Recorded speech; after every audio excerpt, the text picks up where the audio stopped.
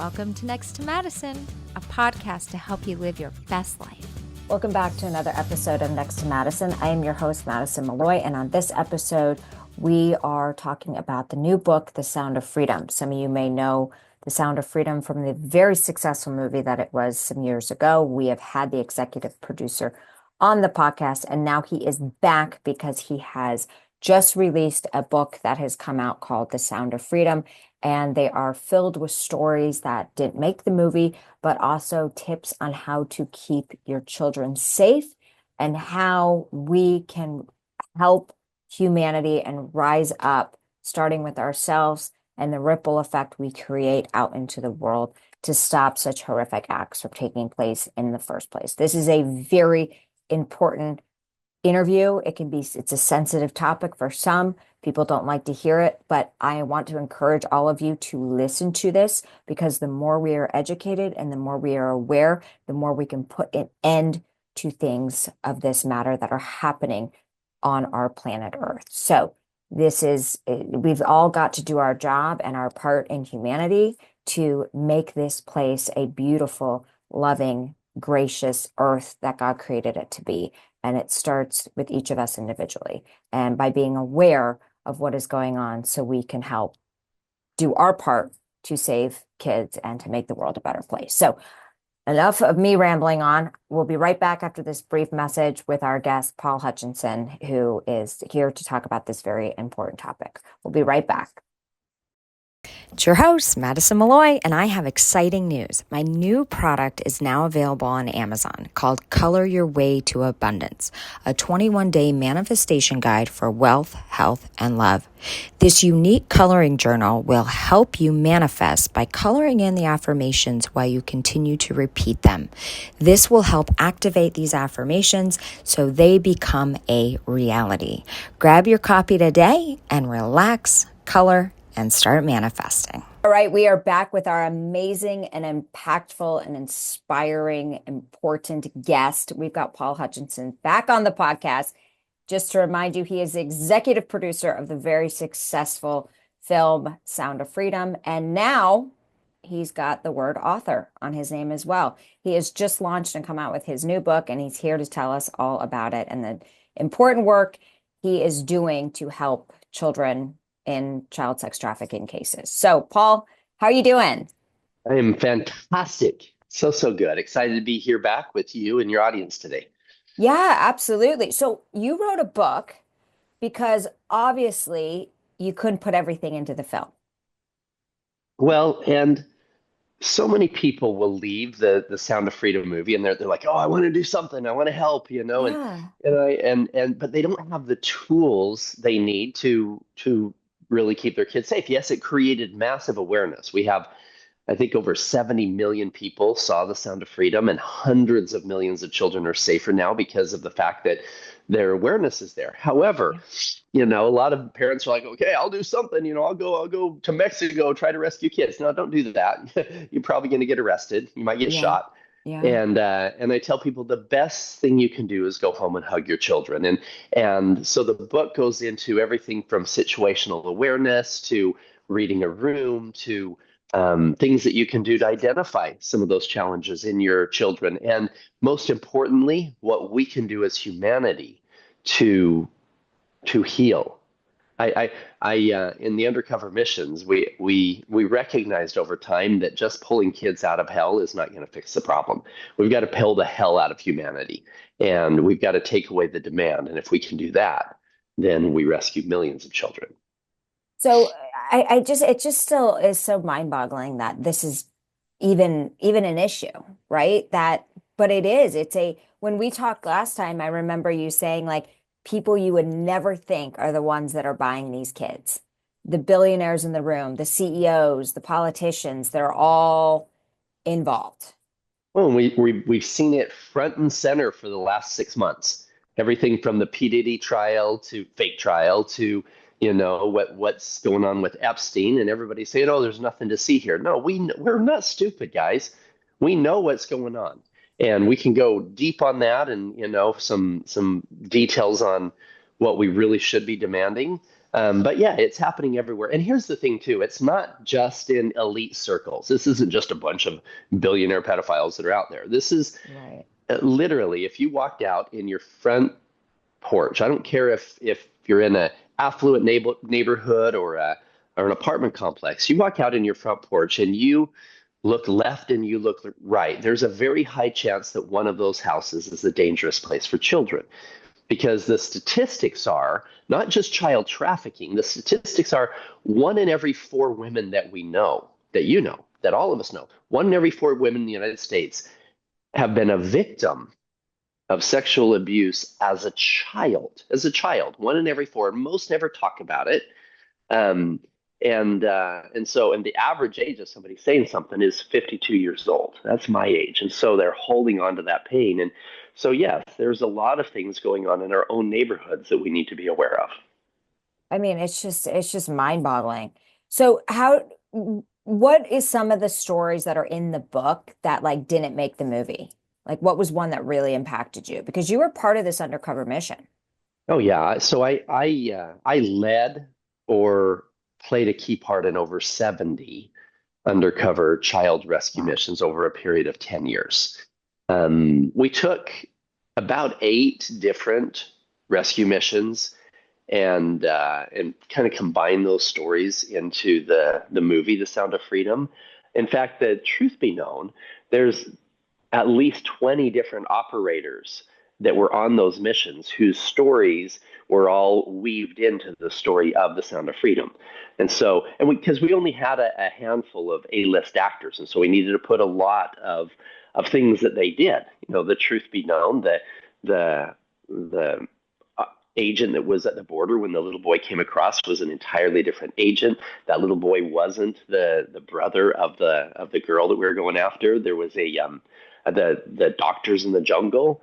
That was an entirely different country, and looking for a little boy, not a little girl. And so, we wove all those together. But one story that I talked about a number of them in the book, and I the first 4 or 5 chapters of the book are all about the making of an undercover operator, and this will walk parents through the training that we had that would actually, it's fantastic information for parents of understanding what signs to look for and things they can do to keep their family safe, etc.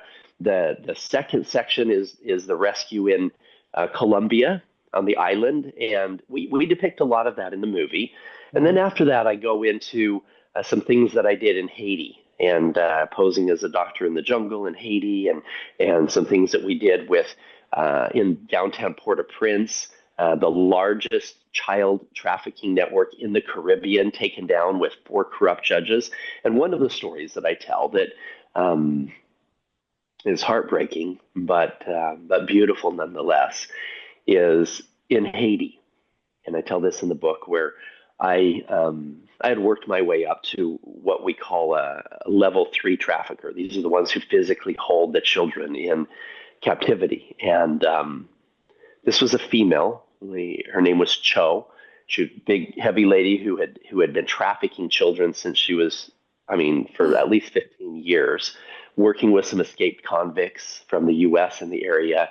And I remember one of her guys first introduced us to her, and this was a dark, dangerous area of town. And there was a door. It was about 4 feet wide, 7.5 feet tall. It was red steel door, rusted. And she sticks a key in this door, opens it, and the first thing I see is a dirt hallway with dimly lit lights and some cobwebs. And the left hand side, there were smaller doors, about 2 feet wide each one. No windows on any of these rooms. These were cell doors. These were rooms that were 5 feet wide, 6 feet deep, dirt floors. She opens the key, opens one of these doors, and as it opens, I see it's not even a bed. It's a steel plank that's held to the wall with a chain, so you can kind of lift it up. And on this steel plank, there was a dirty, dilapidated blanket that this child had been using to sleep with. And to the left of that was a concrete block. And there was a little girl that was sitting on this concrete block. Now, she was taken when she was 7. Her parents were killed in the earthquake in Haiti. Nobody even knew she was alive. And she had been sold for the unthinkable 10, 20 times a day. Oh my God. For 7 years. So she was now just barely 14. She had been in this hellhole for more than half of her life. Oh my She looked God. at me with this blank look in her eyes, like, this happens every day. That little girl didn't speak one word for 2 weeks after we rescued her. Her first Oh words that my she God. said, very first words she said, were, "I didn't think anybody would come." She had Oh given up my. hope Yeah. 7 years before. Now she's learning to dance. Now she's in a healthy home. Now she's back in school. Wow. What makes me so mad is that every single man who walked through that door for 7 years was there to harm her. Me and Andy, we were the first ones to walk through that door that didn't have that intention. God, there's a special place in hell for these people. Oh my God. So when she was sold 15 to 20 times a day, the people would just go in there just to rape her and Yep. put her Yep. back. Yep. There was a massive, massive demand for this stuff going on everywhere. And that's where she was It's kept. That's what she disgusting. was used for. In that same island in Dominican Republic, I had done 14 missions in Uh-huh. the Dominican Republic, and one of them was the most heartbreaking. But it really woke me up to the state of humanity and what we needed to do to fix this. There was a trafficker there again, in multiple operations. One of the lead kingpins in the area were escaped convicts from the U.S., and this was the same. His name was Abe. Um, Gladly, Abe is not alive today, but Okay. that's a whole other story. But he he had been bringing some children that we were identifying where he was keeping them, and then he brought a 9 and 11-year-old, and then he said, "Now these ones are different." He said their mother is selling them, not just for the afternoon. She wants to sell them for good. Oh, And so he had negotiated with her, saying that we had uh, a brothel in Miami that we were taking them to. She wanted $10,000 each for these children, and he got me on the phone with her, and she said, "You need to make me a promise." Now I was thinking that she would say, "Oh, make sure they're well fed and make sure they're not beat up, something kind and motherly." yeah, yeah. She said, "You need to make me a promise." She said, "When you're done with them, I need you to be done with them." She said, "I don't want this ever to come back on me." Meaning, if we were ever Oh, done prostituting her children in our brothel in Miami, she wanted them to not be like, alive. And oh and my I I God. would I thought, what has humanity come to, where a mother knowingly selling her children for money would say words like that she didn't want that to come back on her. And Oh, so there's children like this everywhere. However, the things that parents really need to understand is that our own children, even in healthy quote homes, our own children are the ones that we need to be paying the most attention to, well, because the problem is not just in Haiti, it's not just in the Dominican Republic, it's not just in Mexico, it's literally in our own backyards. And that's the thing that I really help parents understand, is what they need to do. The book isn't isn't a dark depiction. Yes, this stuff is horrible. Just like what you see in the movie. Yeah, we have to take you into the darkness to show the light.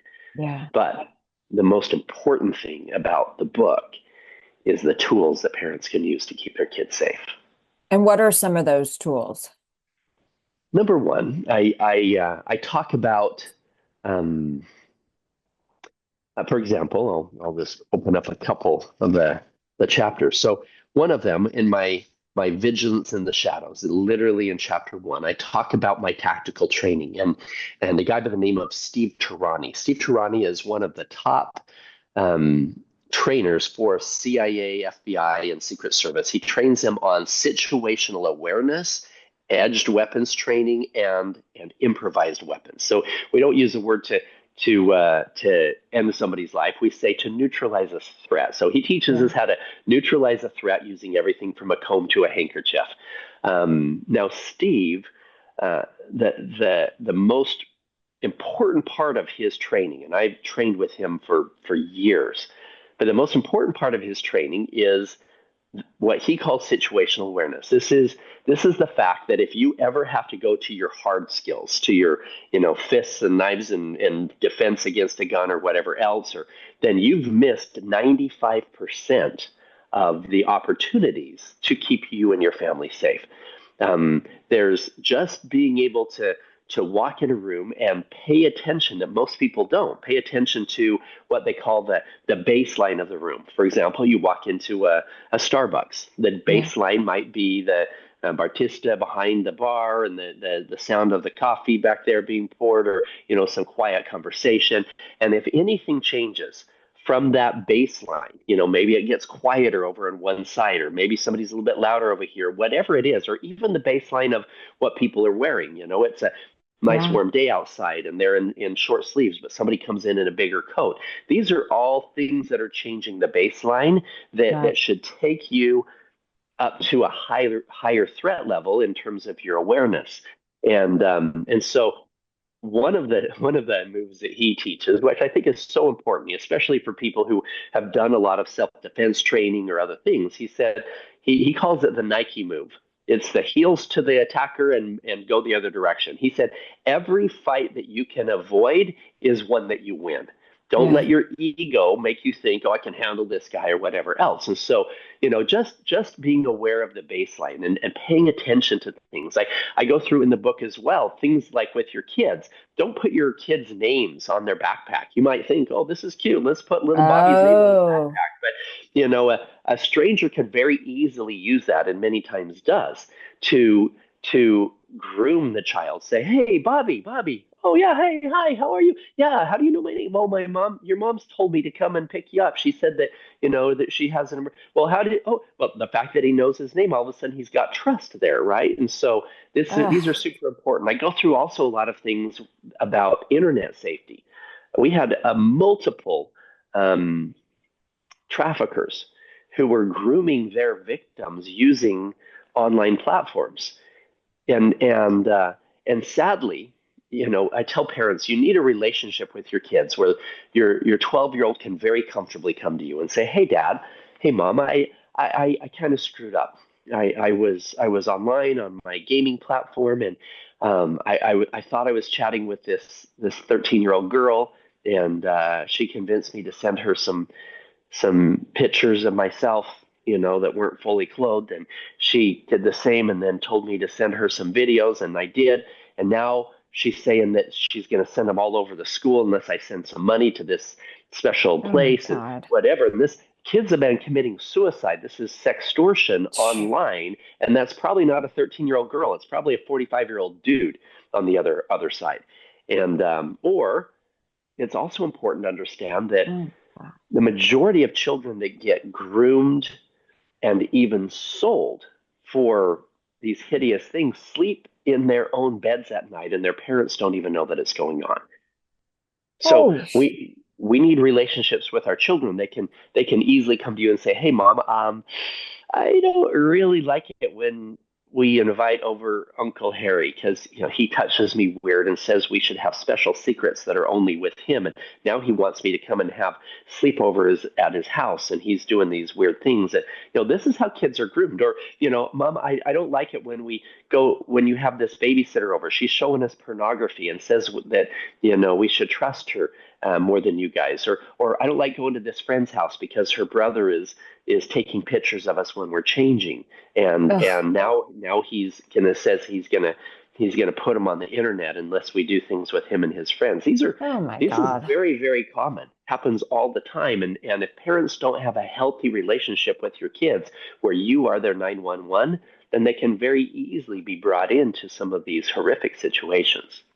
Yeah, no, you could see it. And so you're saying the majority of cases, it happens like while they're living with their parents and then they just return home, like no big deal. Yes. Yes, yes.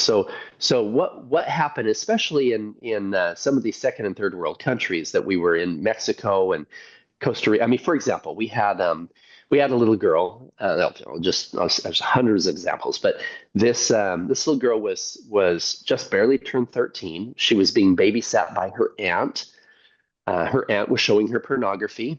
Her Oh, aunt told her was doing some pot with her, and says, "Oh, this is our little secret. We don't want to tell your mom. She'll be super mad if she knows that we're smoking pot together." And then the same thing with the pornography. Well, then she takes her down this road of fear that her mom might find out about things. And then she tells this little girl, she says, "Listen, you're going to lose your virginity sometime anyway. If you lose it to these rich Americans, we'll pay you $500." So she was charging us $5,000 for this child. Her mother oh, had no idea oh, what was going on. And it happens a lot. We had some children in Mexico that were traveling from the U.S. unaccompanied. There was a 17-year-old and a 13-year-old, and the trafficker had identified them through their online posts. They were in from a broken home. They were living with their grandma, and decided to go take some money and go travel together. And on their online posts, this trafficker recognized that they were likely not traveling with adults, and convinced them to go on this tour boat. He says, "I'm a guide in the area. You can go with me on this boat," and literally reached out to them on their social media because they were posting and tagging that they were in this city in Mexico, in Cancun. And so oh, this was how he got them onto the boat, and then at that time drugs them, put some drugs in their drinks and takes away their IDs and rapes them, and then sells them. This happens a lot. So, but a lot of these kids were kids that were groomed by an older child at school that was working with some of the traffickers, or they were and then they brought them to a party that they were using the drugs, and then they got them on film with somebody, and then they started using that as blackmail. So yes, it oh happens my. a lot in these cases. So it's just super important that we have those healthy relationships with our kids. Yeah. And so you think sex trafficking has been going on since the beginning of time? Of course, the prostitution is the oldest profession, and the control of another human being is almost just as old. And so, but it doesn't mean that it has to go on forever. This is No. something that we can fix. This is one thing that it doesn't matter if somebody's on the right or the left. It doesn't Yeah, matter if you're rich or poor. It doesn't matter. We can. This is the one thing we can all get behind, is fixing this problem. 100%. Our children are not for sale. And that's the thing too. It's like, there's a lot of downsides of the internet and social media, but then there's a lot of positive, Of course. to be able to spread awareness for this. Because I think until your movie came out, there was still a lot of people that didn't think this actually went on, that turned a blind eye, that couldn't believe it. No, there's no way that would happen, especially not in this part of the town. And this was like such a gift to open everybody's eyes that yes, this does happen. And some of the people that you look up to in business and in Hollywood and in politics are the ones that are fueling this sick economy. Well, and sadly, this is an entirely different um, group than the ones who travel to other places and abuse children in Mexico and whatnot. But um, this kind of thing is being used by those in the highest levels as forms of blackmail, and that's Oh, I believe there it. are there are agencies, foreign and domestic, who one of their primary methods of control is using things like this. I mean, 20 years ago, if you got a senator, or a congressman, or a federal judge, if you got them on film doing something homosexual, then you had enough leverage to be able to control them. Today, that's so commonplace that they need something a lot darker. And if you want to control the vote of a federal official, you want to control their vote forever, or you want to control the direction of what a billionaire is doing with their money, you want to control that forever, you get them on film with a 12-year-old at a party on an island or with a rapper or wherever. You get them on film, you control their vote forever.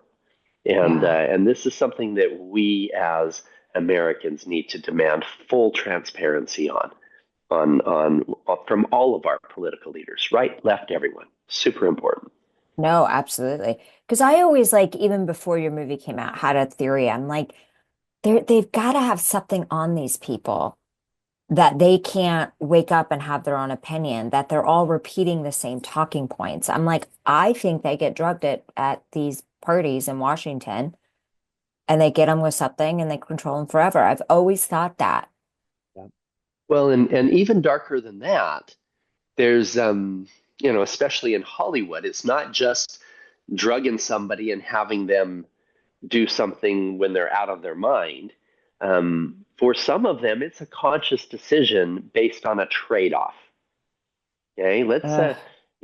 they we have the old adage, selling your soul to the devil, and indeed this is a real thing, right? Mhm. Okay, you're an up and coming star, you're an up and coming political leader. I can ensure that you go all the way, or we, whatever agency this is that wants to implement control, they identify somebody who could potentially be a great leader in different areas, and they say, if you want the help of the guys who really can push you there, then you need to make this conscious decision to allow us to have these controls on you. And so, in that case, it's not just oops, I was drunk and did something stupid. It was a conscious decision, and in exchange for fame, money, glory, whatever they might see as their definition of success. And you think this is more common than Yeah, more common than anyone's. people thinks. Absolutely.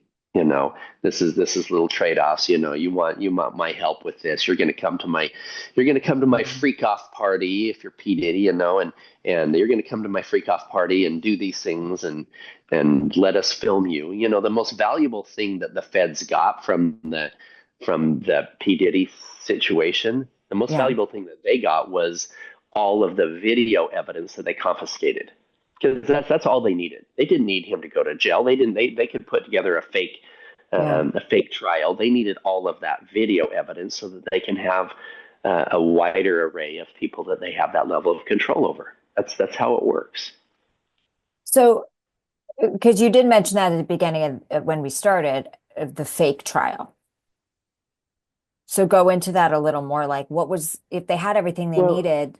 so no, so for example, I'm friends with Michael Francesi. Michael Francesi was he was a mob boss. He was in prison for a long time. He's now out, and he's a good man now. He's kind of reformed his life, and two things with Michael I think is super interesting. He actually spent 7 years in the same jail cell area as Epstein. And he can verify that there's no way that he hung himself. He says you'd have to be a midget. There's the guards coming by at different. He says it was there's no way that he could hang himself in there. That's number one. Number two, he said that with the Diddy trial, he had been on I think seven different. No, this is Franzese. He had been on I think seven different racketeering case trials. He said you never ever, the feds will never push a racketeering case with only one person, with Diddy there, because racketeering is a group of people that are all racketeering together. That was destined to fail from the beginning, And so, and that here's the thing too. The feds have known that this has been going on with him for years. He's been doing this for 16 years. These freak off parties and they've known that there were people that were underage there.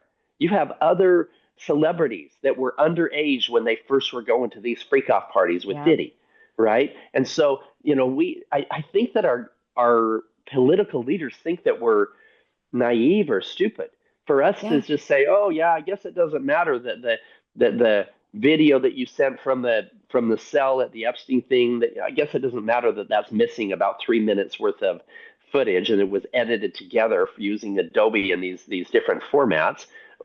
Do we not care? Yeah, we should care. We should care about all of this stuff. We should care about the fact that P. Diddy, there's verified cases of kids that were there. I mean, this stuff is sick. And it goes all the way back for 10 plus years of the first time that Epstein was arrested. There was over 40 underage victims who testified. Yet he got a slap on the wrist and a year in a county jail in which he had the free reign to leave whenever he wanted. Oh my God, yeah. It's very obvious that there are other things going on behind the scenes here. And we as Americans just need to step forward and say, you know what? No, I'm sorry, but we need full transparency. Yes. And this is infuriating to us. So why do you think that they're withholding this evidence? What is the point? That's because they, quote unquote, are not in control. The guys who are really in control are way, way, way higher up. And we think that our president's the top of that pyramid. Not at all. Yeah. And so that those who are really in control, the intelligence agencies that need to maintain control, must ensure that they maintain that list. That we're not going to get it. We're not going to get it ever, as long as the corruption is in place that is using blackmail as a way to control our leaders. So of all the other victims that testified, it's like we only saw a couple come through. We don't know who the other, for the Epstein case in particular. Yeah, we don't. There were thousands of them. And they say, yeah, there was thousands of victims. What? Okay, then who is victimizing these thousands of victims? And where is it was crazy. We all heard, like a number of months ago, we all heard about there was 14 terabytes of video of footage that was confiscated. Everybody was talking about it. And now all of a sudden they've literally scrubbed the internet on it. You can't find it anywhere. It's been scrubbed. It's like it didn't even exist. It's like, are you kidding me? No, we all remember that you guys talked about it. We all remember that you guys talked about the fact that we had all this list. Oh, there's no list. There's no list. There's flight logs of everybody that's been on the plane. How about just showing us that? There's of course there might not be a very specific client list. These are my clients, that he had. No, but they're absolutely withholding so much information from us, and we need to just say, you know what? We're done. We're done. This is dark, and this is not how we want to run our country. So why do you think, if they killed Epstein, which everyone thinks they did, for sure, why haven't they killed the girl, his little cohort? Yeah, Ghislaine Maxwell. Yeah. Well, I think they think that they could do a deal with her of saying, hey, you know what? We'll make this whole thing go away and you get out. But you have to seal your lips forever and you can be free. I think that's what she's hoping for. That's what they're hoping for, is that she's controllable in that way. And the truth is, she is more controllable.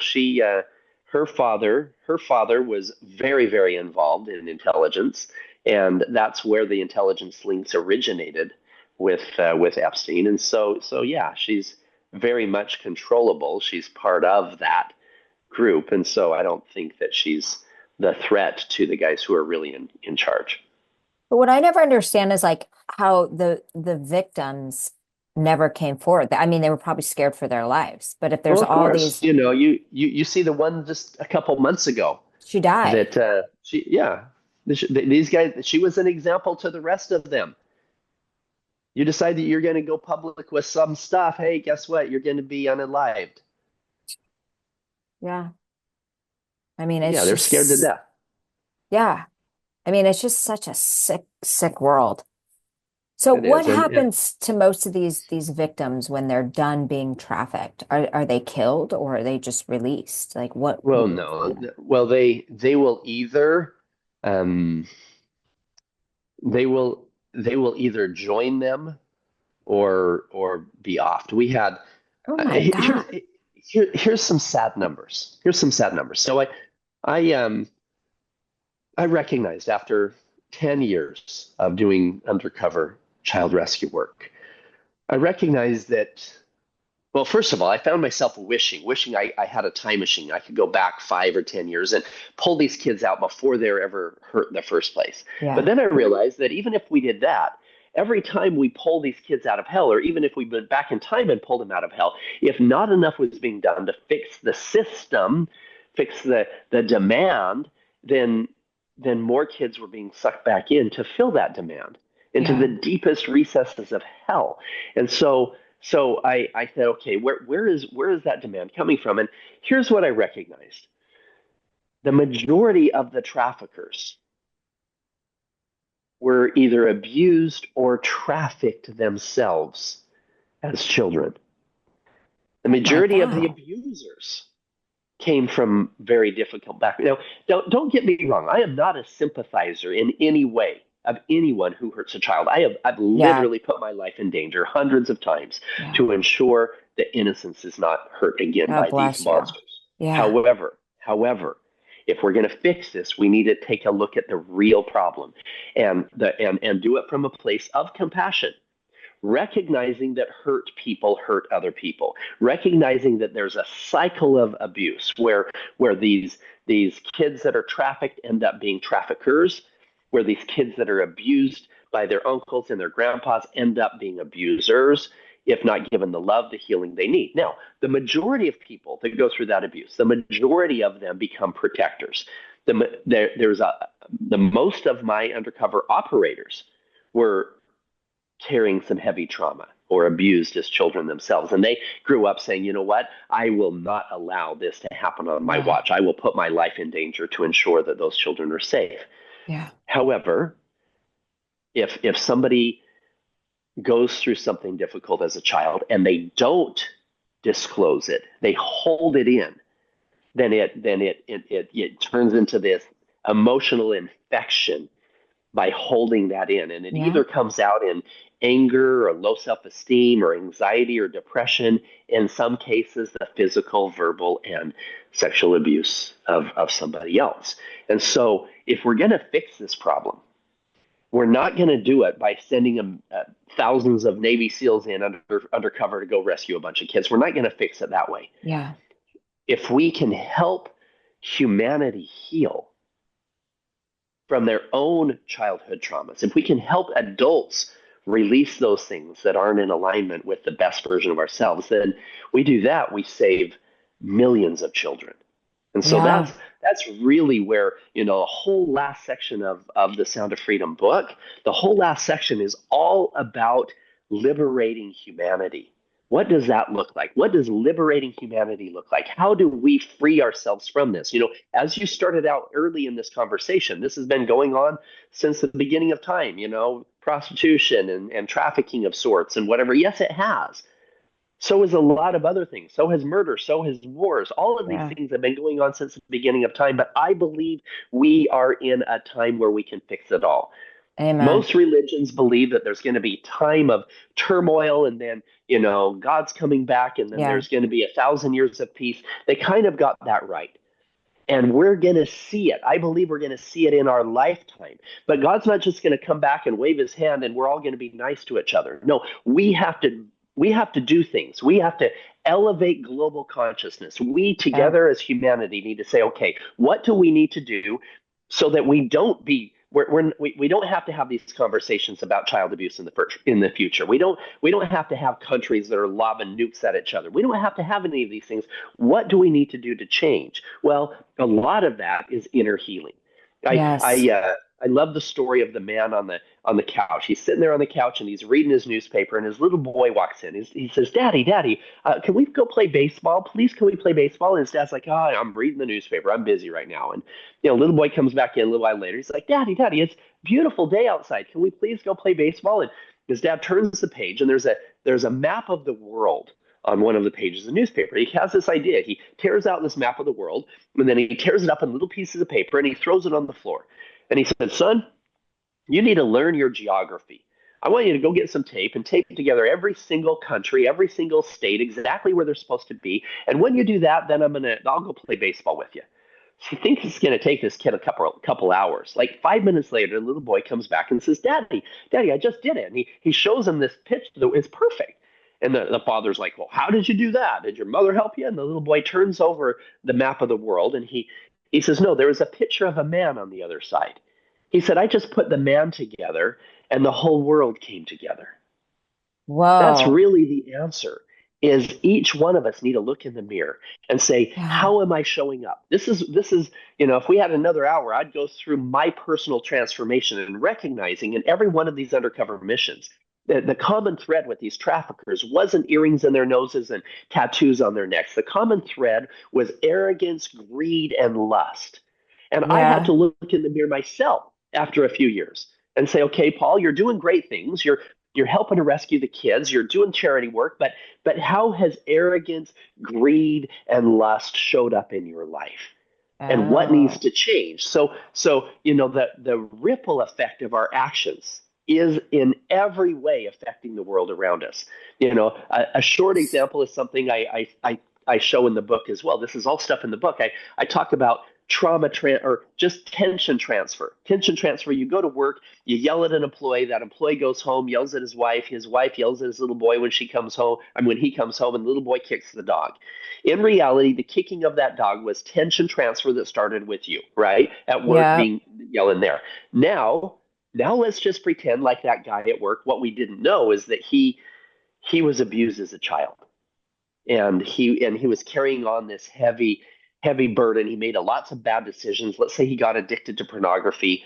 Let's say that his addiction continued until he was looking at some rape videos, or even something younger a little bit. Pretty soon he's looking at illegal things on the internet. And let's say that he's filling up this hole in his heart with trying to drown it out with alcohol. His wife leaves him because of his alcohol addiction. And what we didn't know is that, so I go to work now I'm out of integrity. Now I yell at this man, and instead of it ending up with a kicking of a dog, he goes home, and this is the weekend that he gets his 12-year-old daughter and her little cousin that's staying over. And because of his pornography addiction that's gone into CP stuff and illegal Yeah. things, and his alcohol, now that tension transfer hurts a Oh my child. God. Right. And so we all have to take a look at that man on the couch, that man in the mirror, that we have to take a look at ourselves and say, what am I doing to contribute to the world around me? How is Yeah. my actions making the world a better place, or creating some kind of a ripple effect of a negativity? And so So those well are all said. things that Yeah. are part of healing humanity. Yeah. No, that's amazing, right? It all starts with us, the person in the mirror, because everything, your actions have consequences, whether they're good or bad, and it's just the effect. So let's talk about when the movie first came out, there was a lot of people trying to not let this come out. There was a lot of issues of technical issues of not getting proper distribution, of you had the whole thing with the studios not releasing it. Have you had similar challenges with the book? Um, I haven't noticed yet because it just Okay, literally good. came out a few days ago. Okay. You know, I would I would assume that we're going to get some pushback in some areas. I don't doubt that.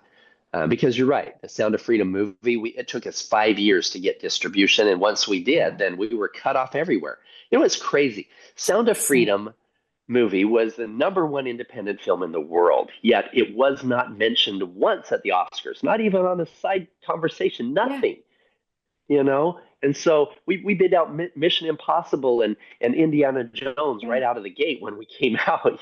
Yet mainstream media wouldn't cover anything on it.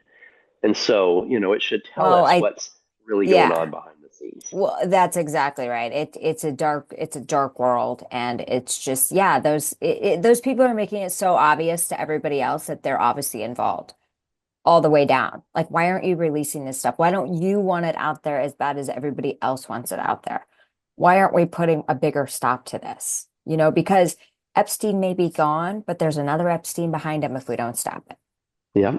And they're all over. Epstein is the one that we all heard about, but this blackmail goes on everywhere. Yeah. We stomp out the Epstein thing. It didn't make the blackmail go away. Not at all. No. Not at all. And people are desperate. They're desperate for fame, for validation. They're broken. And, it's very easy for these high up people to find their next person, their next Yeah. Epstein, so to say. So, Yeah. but God bless you for what you're doing and just getting it out there and, risking your own life, because before this, you were living the high life, very I was. successful hedge fund and, just living the dream. And for you to walk away from that to do this work to save children really says something about who you are as a person, and that you are definitely a gift on this earth. So thank you for all your work.